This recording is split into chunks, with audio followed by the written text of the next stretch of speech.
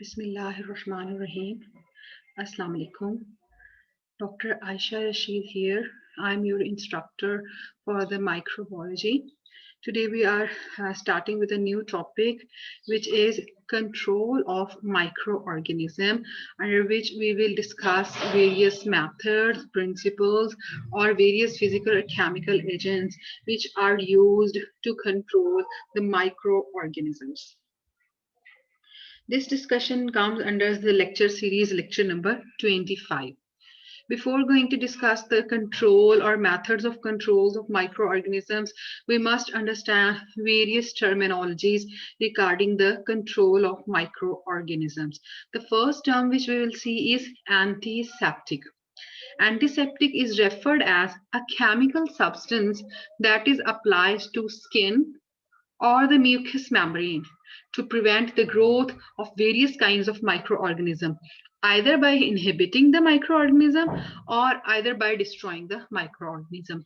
The point to be remembered here is antiseptic is used for the living things. Okay, we cannot say that this is uh, used on a table or a chair, any non-living thing. So antiseptic is specifically a chemical substance which is applied to the skin or the mucous membrane, mean which is applied to the living things. And what is the mechanism of this antiseptic? The mechanism is antiseptic. This chemical will either inhibit the growth of microorganism or it will kill or destroy the microorganism. The second term is disinfectant. Essentially, it is same as that of antiseptic, but this term is usually reserved for the use of eh, eh, inanimate objects. Inanimate objects mean non-living things, like I was talking about the floor, table, chair, or doors. So the chemical agent which is used to inhibit or destroy the microorganism or on inanimate or non-living things, which this is referred as disinfectant. Like Dettol is a disinfectant. We are using Harpic, or we are using different agents, phenyl, which is used for the floor. All these things are disinfectants. Then there comes the antimicrobial agents. Substances that either kills the microorganisms or prevent the microorganisms are called as antimicrobial agents.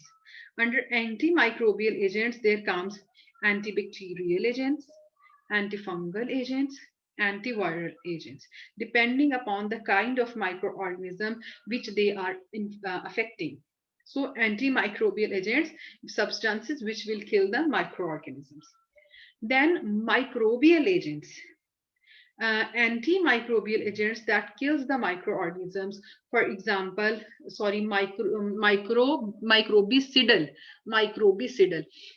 agents that positively kills the microorganism. Those are referred as microbicidal agents. These are bactericidal, uh, virucidal, fungicidal, indicate the type of microorganism they kill. So here is the difference between the antimicrobial agents and microbicidal agents. Antimicrobial agents will either prevent, inhibit, or destroy the microorganism, while the microbicidal definitely kills. There is no inhibition or prevention. Okay. So antiseptic और disinfectant में क्या फर्क है कि substance क्या है. Antiseptic use होता है लिविंग थिंग्स के लिए, डिसइंफेक्टेंट यूज होता है नॉन लिविंग थिंग्स के लिए. ठीक है. अब एंटी माइक्रोबियल एजेंट और माइक्रोबिसिडल एजेंट में क्या फर्क है. एंटी माइक्रोबियल एजेंट्स जो है वो ऑर्गेनिजम्स की ग्रोथ को इनहिबिट करते हैं, रोकते हैं, या ऑर्गेनिज्म को किल भी कर सकते हैं.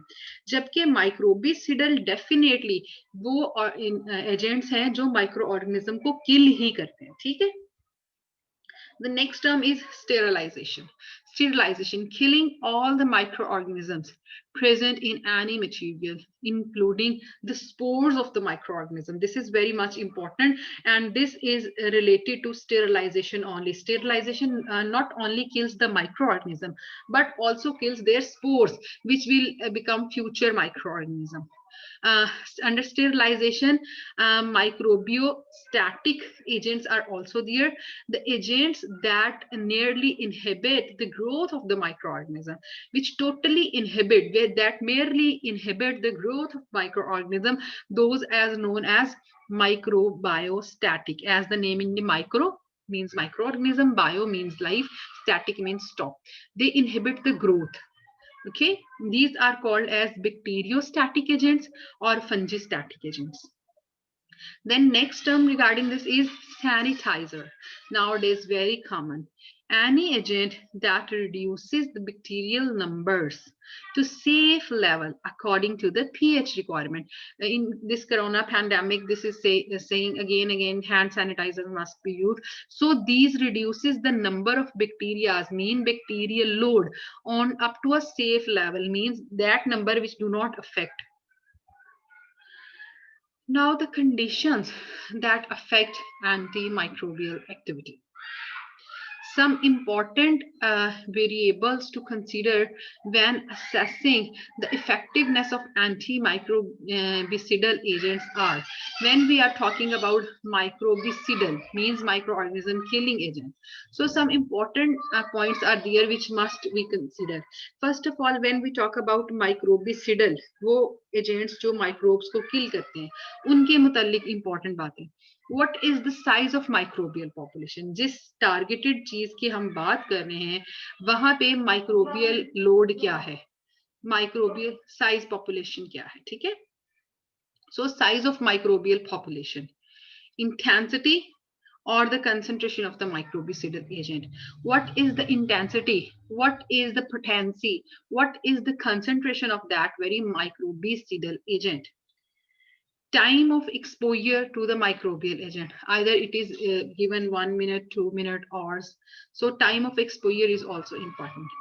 Temperature at which microorganisms are exposed to microbicidal agent. So temperature is also important factor.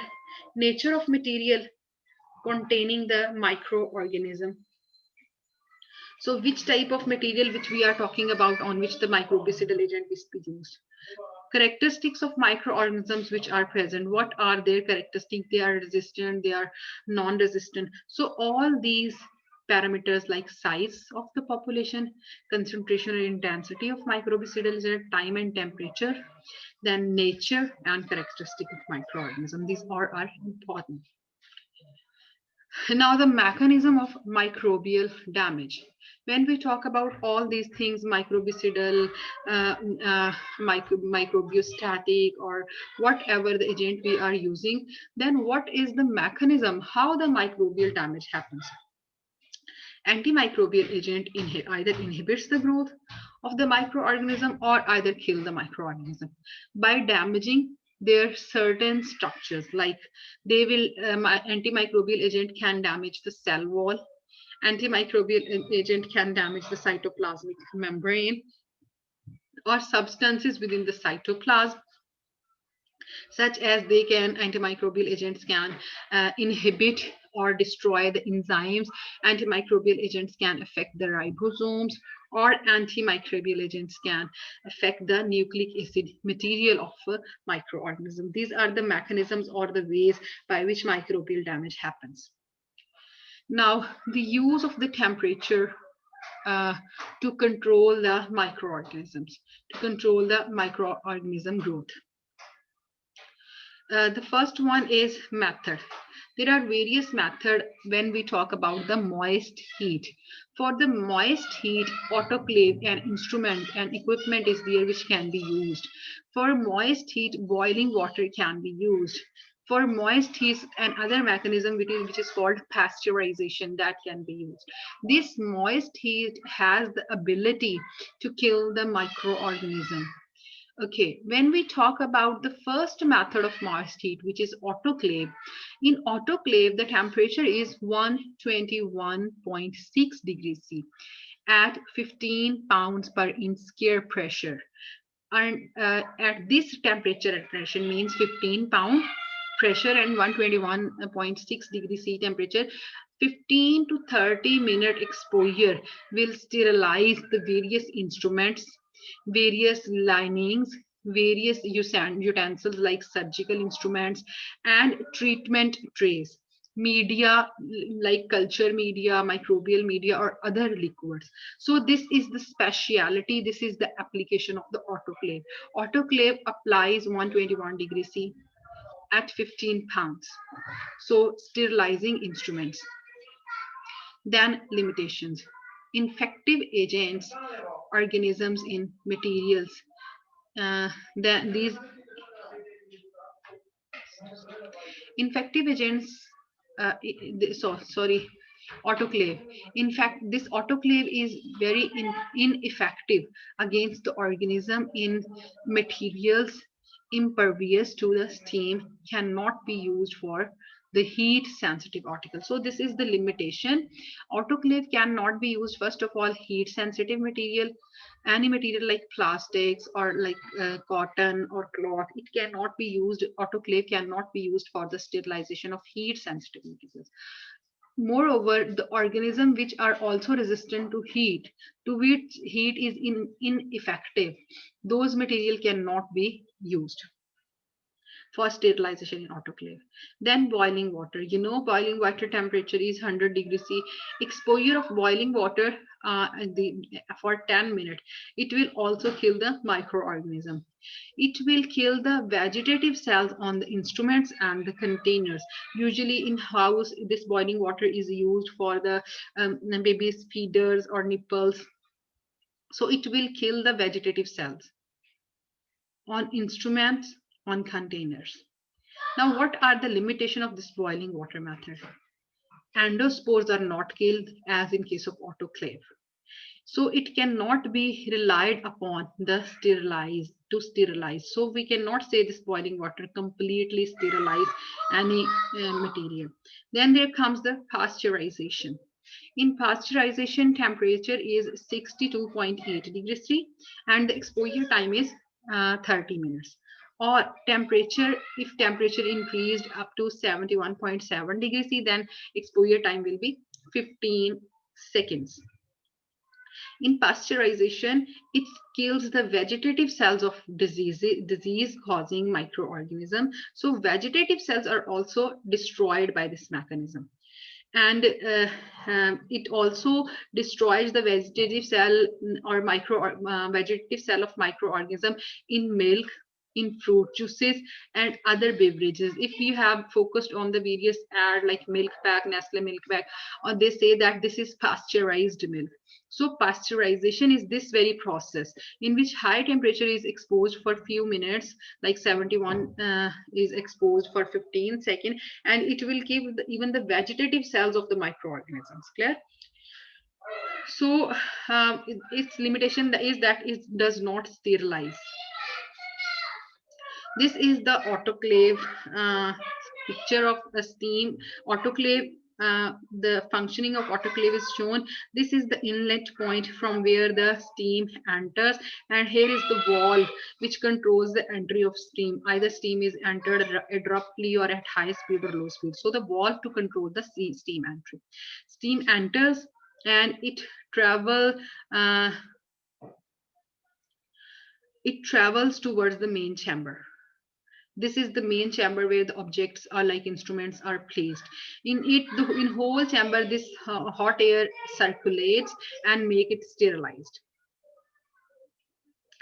After this, air is also exit from this very point. This is the exit through vent. It also travels through the channel. This is the steam exhaust where the steam leaves. Chamber pressure gauge. In the pressure is set from this gauge, we have set specific pressure, 15 pounds pressure is required. This is the steam exhaust valve. Steam is exit from here, and this it is controlled by this valve. This is the door by which the autoclave is opened and instruments are placed here. This is the picture of autoclave. You can see here the center, this is the door. This door is open and things are placed here. It is the temperature and pressure control buttons are here, and the instruments get sterilized. Now dry heat method. Dry heat is also a method for the control of microorganisms. For dry heat, hot air oven can be used. The temperature ranges from 170 to 180 degrees C and the exposure time is 1 to 2 hours. Now the application of hot air oven. Hot air oven is used for the sterilization of the materials impermeable to और damaged by the moist. हम पिछली slide में जो बात करके आए हैं moist heat, boiling water, autoclave, वो सारे materials जो hot moisture को sensitive होते हैं, moisture नहीं bear कर सकते, उनके लिए ये hot air oven use किया जाता है because in this hot air is moisture free. इसमें कोई moisture content नहीं है. Like it can be used for oils, for glass, for sharp instrument and the metals. Now the limitation of hot air, it is destructive to the material that cannot withstand high temperatures. कुछ drugs हैं, कुछ chemicals हैं, कुछ चीजें हैं जो high temperature नहीं bear कर सकती, वो destroy हो जाती हैं इस 180 degree C पे. Then there come the incineration. In incineration, hundreds of degrees C of temperature is used, like 1200, 1400. Sterilization of the transfer loops and needles, disposable carcasses of infected animals, disposals of the contaminated objects that cannot be reused. So this is used for the disposal, like mostly this incineration is used in hospital where the lot of waste material is there which is infected. Now the size of incinerator must be adequate to burn largest load promptly and completely. The potential for the air population exists because all things are burned. So this is the potential hazard for the potential hazard of pollution. Now low temperature. For low temperature, definitely freezers are used. Less than 0 degrees C temperature is there. And the preservation of foods, it is used for the preservation of foods and other materials, and it keep them microorganism free. Mainly its disadvantage is mainly biostatics instead of microbicidal. Only it inhibits the growth for the time being when it is placed at 0 degrees C or less than 0 degrees C, but it do not kills the microorganism. Then liquid nitrogen refrigerators are also used, in which temperature is even minus 196 degrees C. Preservation of the microorganism happens.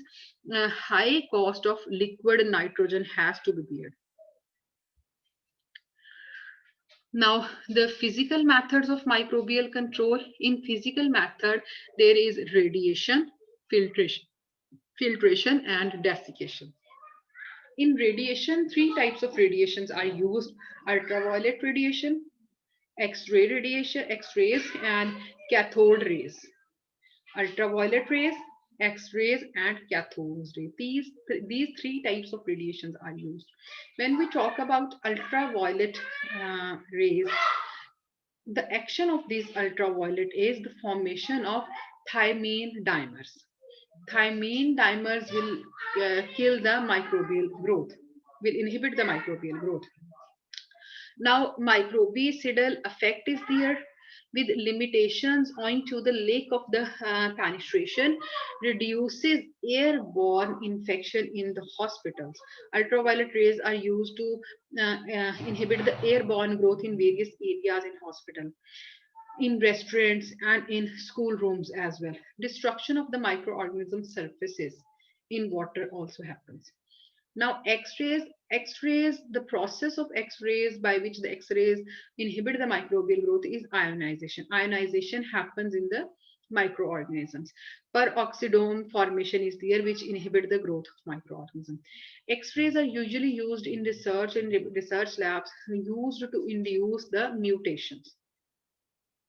Then cathode rays, ionization also happens in case of cathode rays, and same is there, it is used for the research, may be used or for the sterilizing effects in the pharmaceutical houses and food industry as well.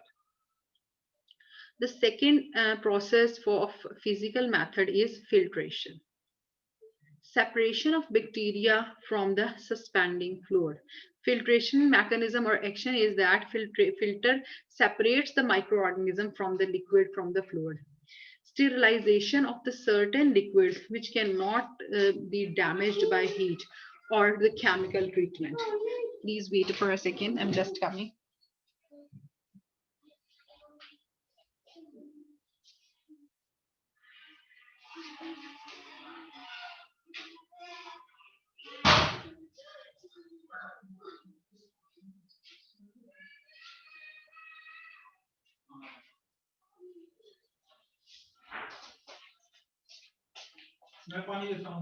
Okay, sorry for interruption. There is the filtration. Filtration is the next physical method for the control of microorganisms. In filtration, filtration will separate the microorganism or suspending microorganism from the fluid.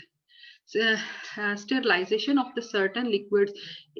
Filtration is used for sterilization of certain liquids which cannot be damaged, which can be damaged by the heat or the chemical treatment. Some fluids are there, like in pharmaceutical industry, for which we cannot use chemical agents, even which are destroyed by the moist or dry heat. For that fluids, this process is used. It separates the bacteria from the toxins, enzymes, measurement of the approximate size of some viruses. Then another process is there which is called as desiccation. It removes the water. It is effectively bacteriostatic preservation of various food. For foods, this desiccation is used. Here is the process of filtration.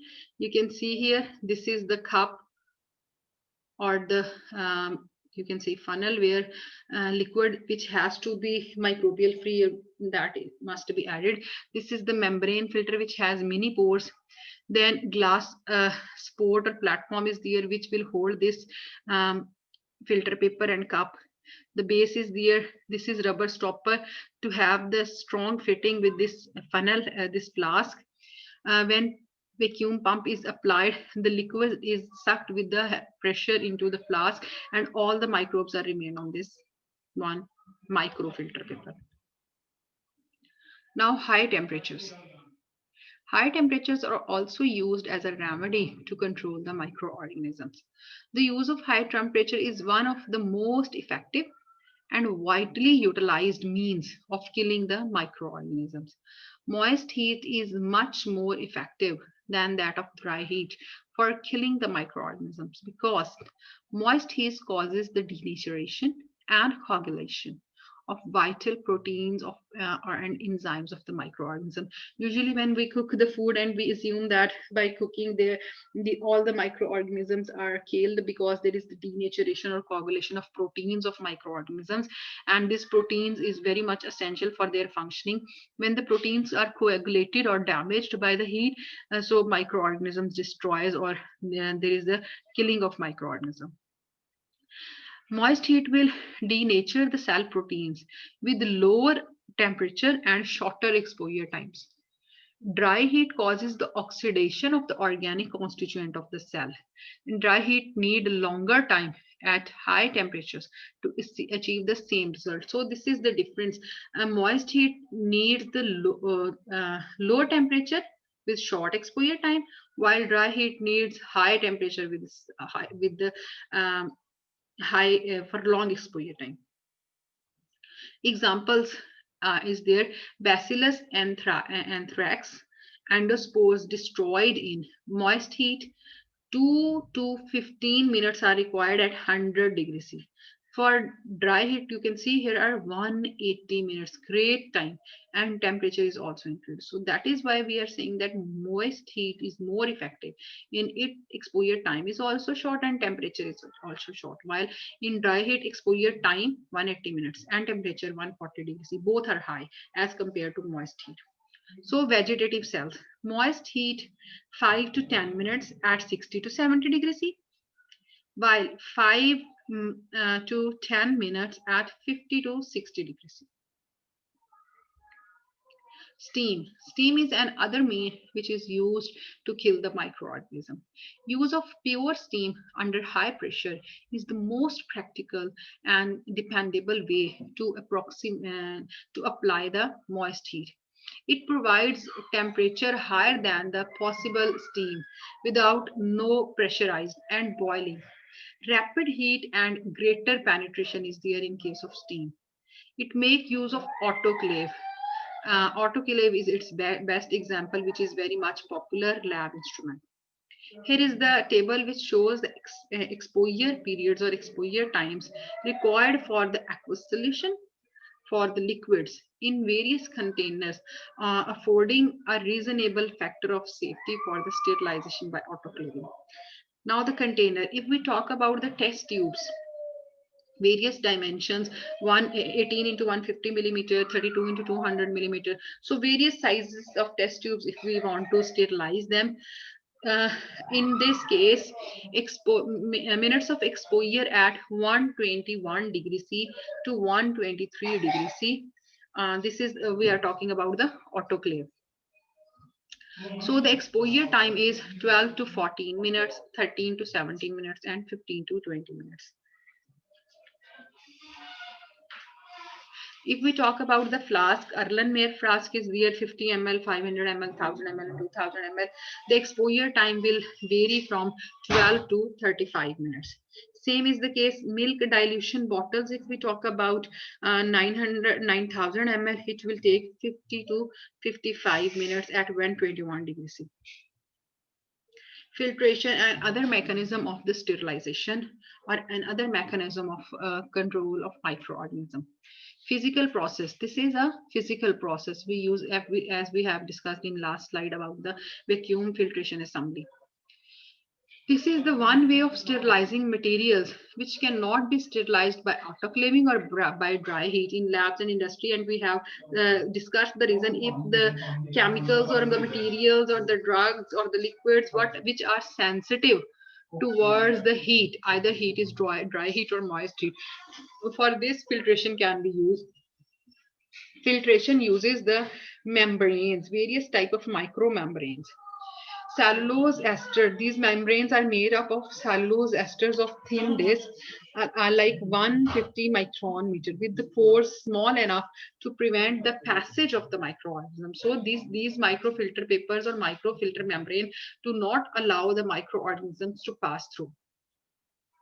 This filtration process is superior to older types of filters because pores of the membrane filters are of a uniform known diameter. The filter can be manufactured with any desired pore size. They absorb very little of the fluid being filtered, and the filtration through the membrane filter is more rapid than obtained with the older traditional filters. So it is also used for separating the types of microorganisms and for collecting microbial samples which are collected on the membrane. Efficiency is very high for this much high efficiency particulate air filter, HEPA filters, which are installed on the entrance of various rooms like in research labs, in hospitals. So these also filter the air.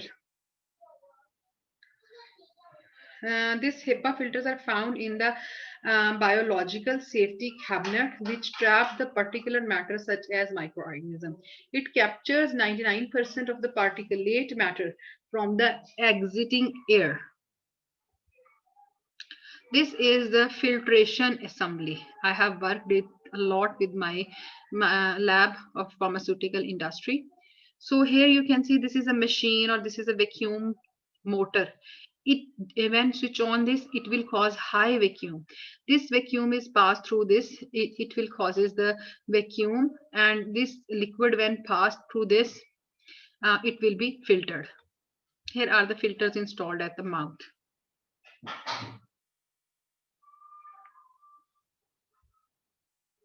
Lyophilization and other technique which is used to control the microbial growth. Lyophilization causes the dehydration of microorganism, means it will you can see it will extract all of the water from the microorganism, and you know the water is very much essential for the growth. When there is no water, all microbial death will destroy and microbial life will destroy. So lyophilization causes the dehydration of the microorganism quickly at freezing temperatures and then sealed in container under vacuum. Osmotic pressure is also a measure which is used for the microbial control by plasmolysis. Plasmolysis means microbicidal effect in the preservation of various food. For example, in mats or high concentrations of the sugar, salts such as jelly and jams. So this one process is used. Now the control of microorganisms by using various chemical agent. Let me check the time. Okay. I guess we must discuss this control of microbial agents in next class. Otherwise, it will get long. Control of microorganisms by the chemical agents. So we will continue this discussion in the next slide. If you people have any type of query or any question, today's lecture was very much interesting. I enjoyed a lot. If you people have any type of query or confusion or your input or suggestions, you are most welcome to ask during live session. Thank you so much.